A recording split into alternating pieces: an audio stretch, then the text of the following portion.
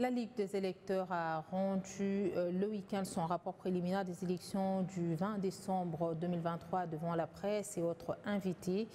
Elle a noté les bons déroulements des élections dans l'ensemble du territoire national et a aussi décelé quelques irrégularités relatives à la planification et surtout au déploiement des matériels de vote.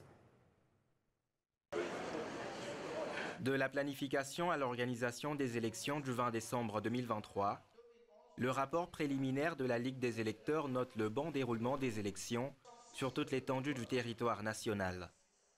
Pourtant, elle constate quelques irrégularités.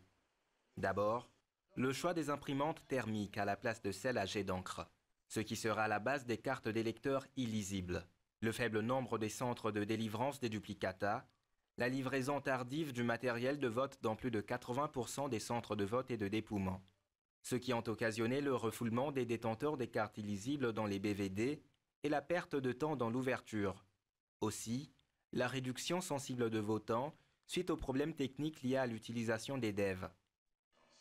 Elle note cependant que les opérations se sont déroulées dans la transparence et cela apporte des points supplémentaires à la crédibilité de ces élections. Ils ont suivi les critères, ils ont répondu aux principes disons, consignés dans ce que nous appelons vademecum de l'observateur ou les codes de conduite d'un observateur.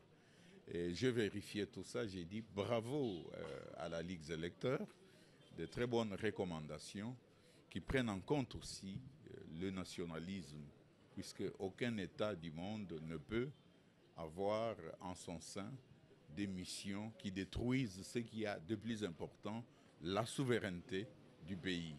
En comparant les résultats compilés de 3627 BVD aux résultats provisoires publiés par la CENI, la Ligue des électeurs dit correspondre avec les chiffres qu'elle possède. Elle est convaincue de la fiabilité de ces résultats. Ainsi, elle recommande une poursuite judiciaire à tous les candidats invalidés. Nous avions recommandé une justice électorale forte et une justice pénale forte. Et à ce titre, le travail de la CENI en invalidant certaines candidatures pour cas de fraude, j'espère que cela doit être suivi par une saisine du parquet près la Cour de cassation et pour de saisir différentes juridictions pour voir comment aller jusqu'au bout avec ce cas. Et donc nous saluons cette mesure. La Moe-One 2023 a déployé 2000 observateurs dans 9 provinces du pays, Kinshasa, Kwango, Kwilu, Congo central, Équateur, Kasaï central et oriental, Okatanga et Maniema.